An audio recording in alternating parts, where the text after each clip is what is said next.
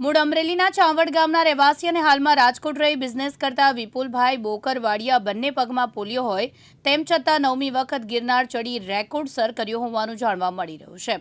Rajkot business કરતા વિપુલભાઈ બોકરવાડિયા બંને પગમાં 80% વિકલાંગતા ધરાવતા હોય તેમ છતાં મક્કમ મનોબળ માનવીને મંજિલ સર કરાવી જ આપે છે।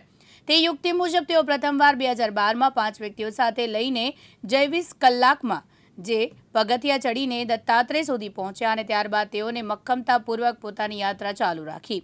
આજે 9મી વખત તેઓ ગિરનાર પગથિયા દ્વારા ચડીને એક વિકલાંગ પોતે ધારે તો શું ન કરી શકે તેવું ઉત્તમ ઉદાહરણ આપ્યું છે અને સાથે સાથે વિકલાંગ લોકોને હિંમત આપવા માટેનું પણ બળ પૂરું પાડ્યું છે।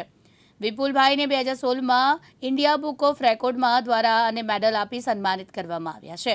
તેઓ દર વર્ષે ગિરનાર પર આવી ગિરનારના પગથિયા ચડી ગિરનારની ટોચ ઉપર પહોંચી જાય છે।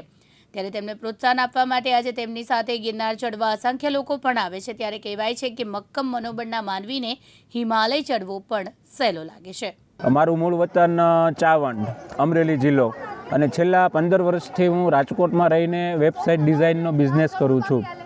હવે જ્યારે હું 2 વર્ષનો હતો ત્યારે મને બંને પગમાં વિકલાંગતા આવી ગઈ હતી। પોલિયોને કારણે મારા બંને પગ 80% વિકલાંગ થઈ ગયા હતા। હવે ત્યારબાદ મેં હિંમત હારી ન હતી અને મારી કારકિર્દી બનાવવામાં મેં ધ્યાન કેન્દ્રિત કર્યું હતું। હવે 2012માં અમે 5 વ્યક્તિ સાથે પહેલીવાર ગિરનાર ચડવા ગયા હતા। ત્યારે અમે દત્તાત્રેય સુધી જઈ આવ્યા હતા અને 20 કલાક જેવો ટાઈમ લાગ્યો હતો। હવે જ્યારે હું 2016માં ચોથી વાર ગિરનાર સર કરવા ગયો ત્યારે મને ઇન્ડિયા બુક ઓફ રેકોર્ડમાં સ્થાન મળ્યું હતું અને મને એવોર્ડ અને મેડલ અને સર્ટિફિકેટ આપીને મને સન્માનિત કર્યો હતો।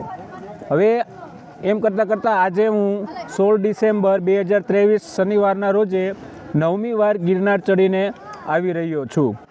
હવે મારી આ ગિરનાર યાત્રા પાછળ 2 ઉદ્દેશ છે। એક તો મને ઈશ્વર ઉપર અતૂટ શ્રદ્ધા છે, પહેલા નંબરે એ છે, અને બીજા નંબરે કે મારી જેવા અસંખ્ય દિવ્યાંગ લોકો છે ભારતમાં, તો એમને મોટિવેશન મળે કે ભાઈ ઈશ્વરે આપણને પગ ભલે ન આપ્યા હોય કે શરીરનું કોઈ પણ અંગ ભલે ન હોય, પણ આપણું મનોબળ દ્રઢ અને આત્મવિશ્વાસ સક્ષમ હોય તો આપણે એક સમાજને પ્રેરક રૂપ કામ કરી શકીએ છીએ। હવે માણસનું શરીર વિકલાંગ હોઈ શકે છે, આત્મા કદી વિકલાંગ હોતો નથી। રાજકોટ રહેતા અને બિઝનેસ કરતા વિપુલભાઈ બોકરવાડિયા નામનો યુવાન છેલ્લા 9 વર્ષથી ગિરનાર બંને પગે 80% વિકલાંગતા ધરાવતા હોવા છતાં ગિરનારના પગથિયા ચડી તેઓ ગિરનાર સર કરતા હોય છે। તેઓને 2012થી તેમની આ સફર શરૂ કરી હતી ત્યારે 5 લોકો સાથે રહ્યા હતા।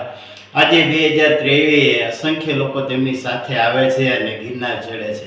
મનોબળનો માનવી હિમાલય ચડવું પણ અઘરો નથી લાગતો, તે કહેવત મુજબ વિપુલભાઈ છે છેલ્લા 9 વર્ષથી ગિરનારના પગથિયા સર કરી અને ગિરનાર પર્વત ચડતા હોય છે। પ્રકાશ દવે સાથે યજ્ઞેશ ભટ્ટ, દિવ્યાંગ ન્યૂઝ, જૂનાગઢ।